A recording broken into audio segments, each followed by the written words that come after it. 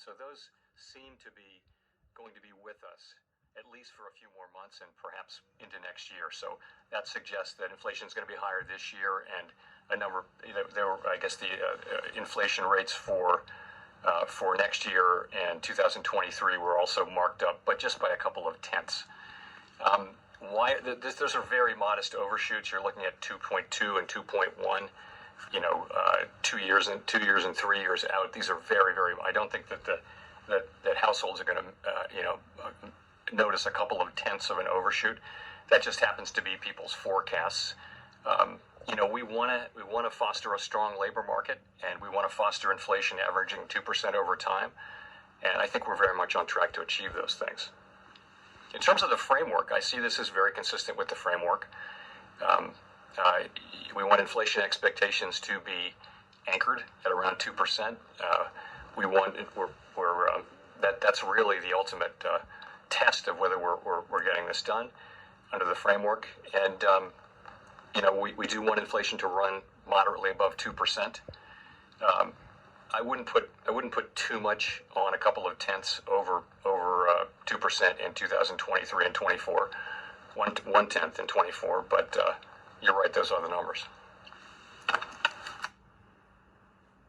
Thank you. Let's go to Colby Smith. Chair Powell, thank you, Michelle. Chair Powell, you mentioned ongoing discussions about the tapering timeline, and I'm wondering what the contours of that debate have been. For those that want to move a bit more quickly, is it about maintaining optionality for a 2022 interest rate increase, or is it about financial stability risks or concerns about the efficacy of asset purchases at a time when we have supply constraints? Thank you. So let me say that there's very broad support on the committee for this plan, both as to the timing and as to the pace of the taper. So this was a unanimous vote today, and I'd say quite broad support for this approach. You're correct that there are some who would prefer to have gone sooner, and they've made their arguments publicly. For some of them, it's a financial stability concern, and for others, it's other concerns. They can make their own arguments. This is an approach that the committee will broadly support, and it will put us, having completed our taper sometime around the middle of next year, which seems appropriate. The asset purchases, as I mentioned, were very, very important in the early stages of the crisis. They were essential in restoring market function in the Treasury and other markets.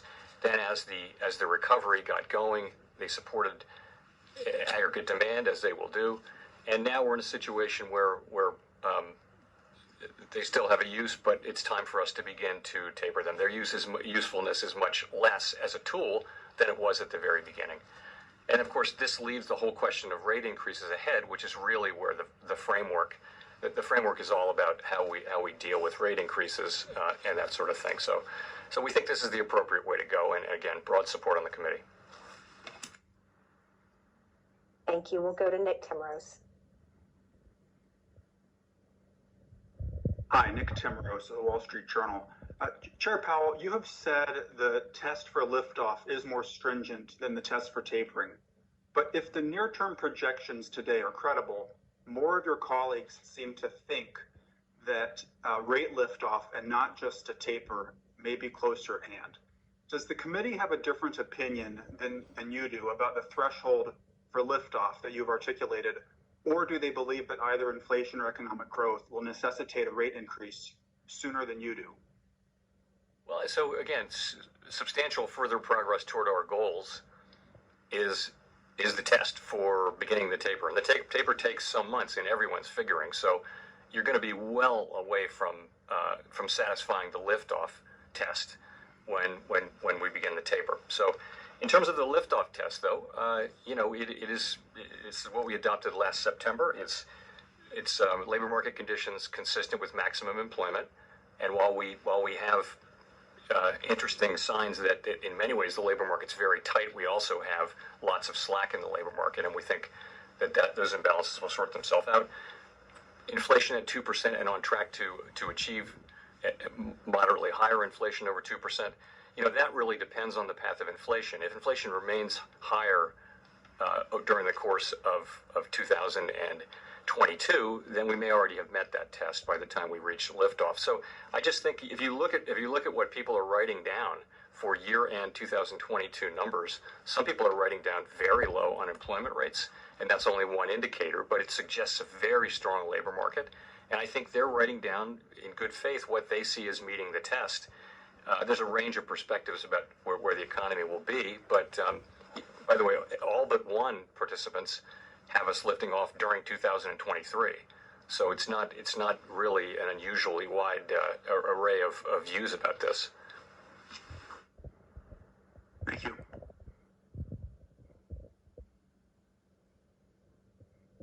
We'll go to Gina Smialik. Hey, Chair Powell, thank you for taking our questions. Prior to recent media reports, were you aware of the kind of security buying and selling that Presidents Kaplan and Rosengren were participating in last year? And I wonder if you thought those were appropriate. So, no, I was not aware of the specifics of what they were doing. So let me just say a couple things about this subject. We understand very well that the trust of the American people is essential for us to effectively carry out our mission. And that's why I directed the Fed to begin a comprehensive review of the ethics rules around permissible financial holdings and activity by Fed officials.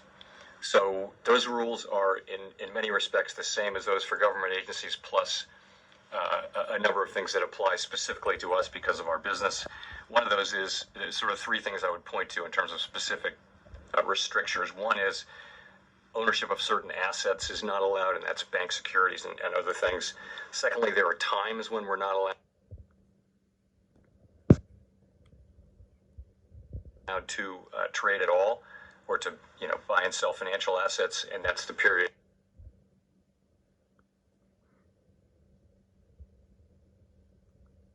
immediately before and during an FOMC meeting. And third, there's regular disclosure. So all of these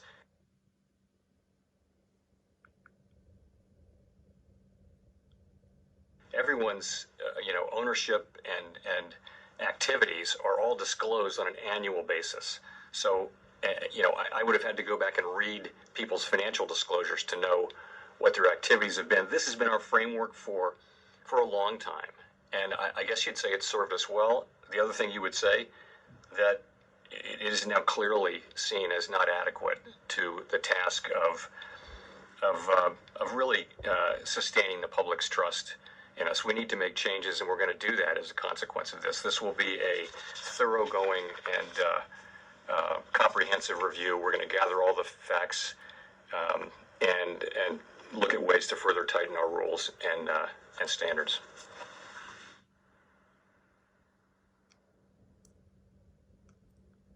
Great, thank you. We'll go to Steve Leisman. Thank you. Thank you, Mr. Chairman. I want to follow up on Gene's question. The issue of ownership of these stocks and trades, do you think it's appropriate for Federal Reserve officials to be owning the same assets that the Federal Reserve is buying? Is that one of the modifications that you're looking at? And in that, you said yourself they're clearly not seen as appropriate. In that, the Fed's code of conduct says Fed officials should avoid even the appearance of conflict. Do those trades, in fact, and holdings violate the Fed's code of conduct? Finally, do you have a timeline as to when you might be done with your review? Thank you, sir. Don't have a timeline yet. We can start with that. Well, let me address the muni question, since that's in there.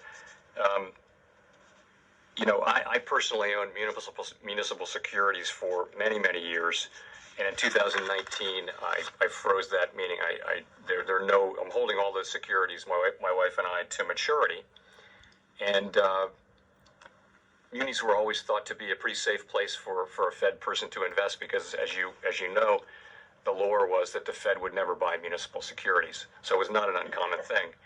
And so then comes the COVID crisis, and I reversed that policy, and I did it without hesitating. And the reason was that the financial markets, and including the municipal financial market, were very much on the verge of collapse, and it was time to go, and we did. But we also checked with the Office of Government Ethics, and who looked carefully at it and said that I didn't have a conflict. So that's one answer that I wanted to share with you. Secondly, you're right though. We're going to be looking at all of those things. I don't want to get ahead of the process here and speculate about particular outcomes. But this, again, comprehensive and deliberate process. We're going to make changes. I want to be able to look back on this years from now and know that we rose to meet this challenge and handled the situation well, and that what we did made a lot of sense and protected the public's interest and the institution that we're all a part of. I'm sorry, Chair Powell, I just want to follow up. You said I was right. When you said right about that the Federal Reserve should not own the same assets they're buying? I think that's a reasonable thing. And of course, for the most part, we don't. I mean, it was a real coincidence. I happened to pre-own these munis. They were bought many years ago, actually.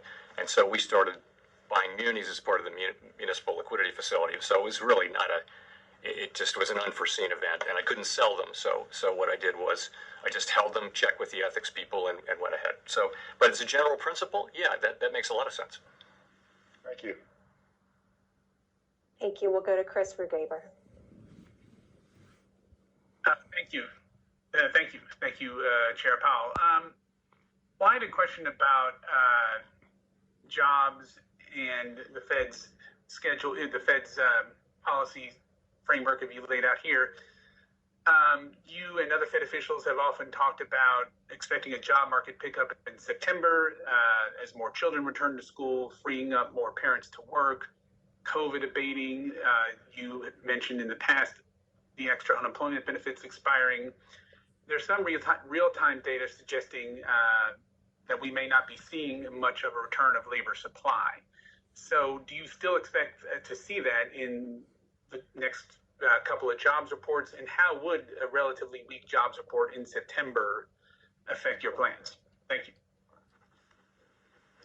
So you're right. We have really, I'll call it a unique situation where by many measures the labor market is tight, and 11 million job openings, very widespread reports from employers all over the economy saying it's quite difficult to hire people, wages moving up, and that kind of, so quite a tight labor market. So our view, I think a widespread view a few months ago, was that several things were coming together in the fall, including kids back to school, which would lighten caregiving duties, including the expiration of extra unemployment benefits, and other things would come together to provide an increase in labor supply. And so we get out of this strange world where there are lots of unemployed people and a high unemployment rate, but a labor shortage. And so what happened was Delta happened, and you have this very sharp spike in Delta cases. And I think so that affects, for example, when schools are open 60% of the time, or when they're always at a threat of being closed because of the Delta variant, you might want to wait rather than going ahead and taking a job and starting work only to have to quit it 3 weeks later. You're going to wait until you're confident of that. So some of that may not have happened. Also, people didn't, as you know, hiring and spending in these face-to-face service industries, travel and leisure, it just kind of stopped during those months. So that really the big shortfall in labor in jobs was largely in travel and leisure, and that's clearly because of Delta. So that all happened. And so what we know is that it didn't happen. I think there's still, it may just be that it's going to take more time, but it still seems that inexorably these are people who were largely working back in February of 2020. They'll get back to work when it's time to do that. It just may take longer time. You're right, though. It didn't happen with any force in September, and a lot of that was Delta.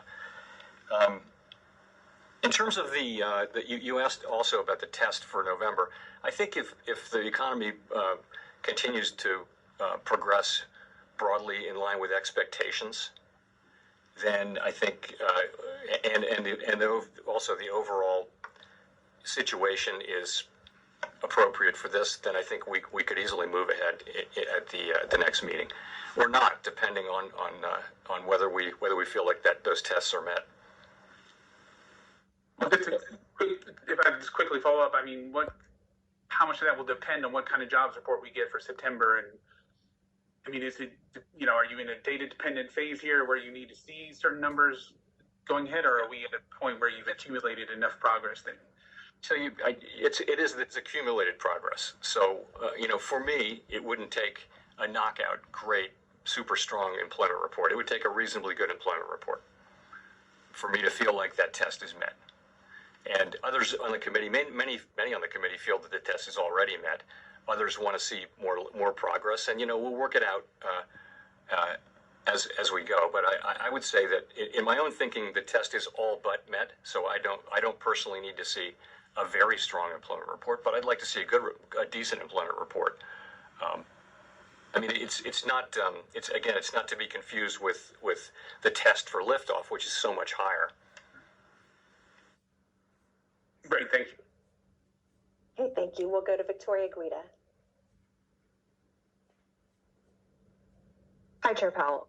So I wanted to ask about the Vice Chair of Supervision position, and I was wondering if you could speak about how you view that role and the extent to which you defer to that person on regulatory policy. And then just sort of a related question, as you know, Randy Quarles' vice chairmanship ends next month, and I was wondering if he's going to retain the supervisory portfolio until he's replaced in that role.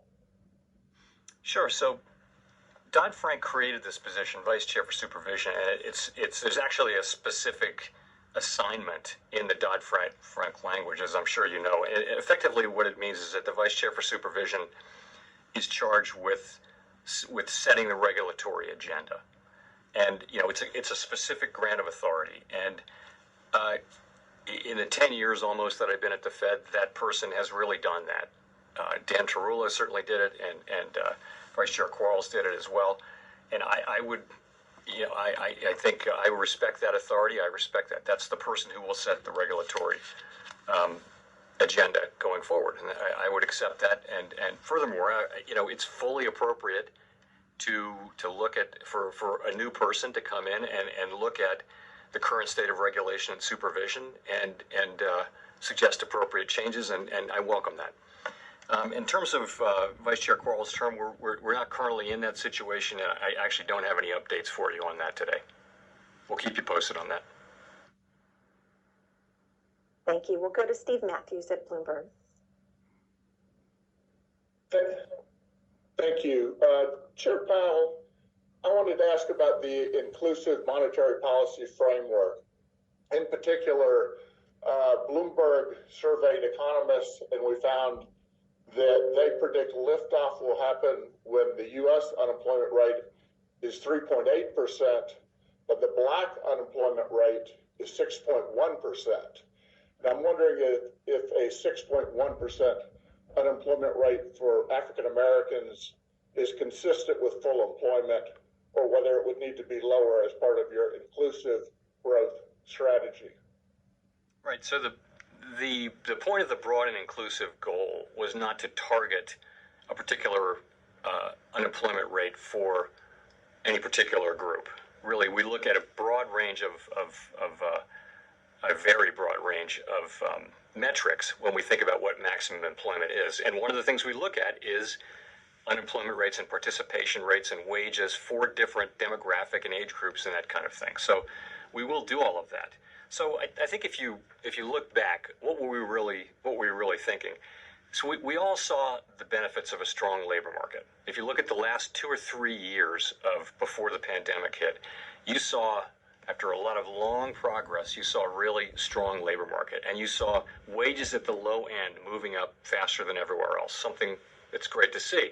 We also saw the lowest unemployment rates for minorities of various, for African Americans, for example, and also participation rates. But we saw a really, really healthy set of dynamics. And by the way, there was no reason why it couldn't continue.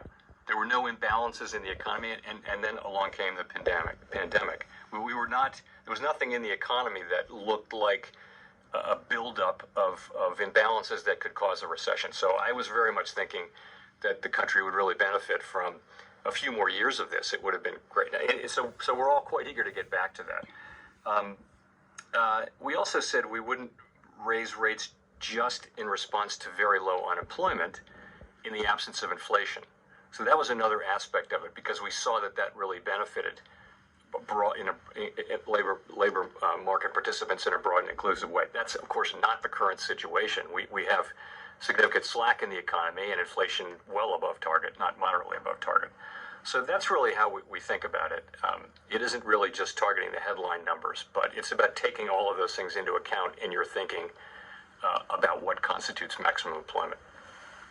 I guess just to follow up, should there be a significant gap between black unemployment and overall unemployment for structural reasons that are outside of the control of the Fed that other people should be doing something about, or should the gap be narrowed, if not down to zero? Well, I mean,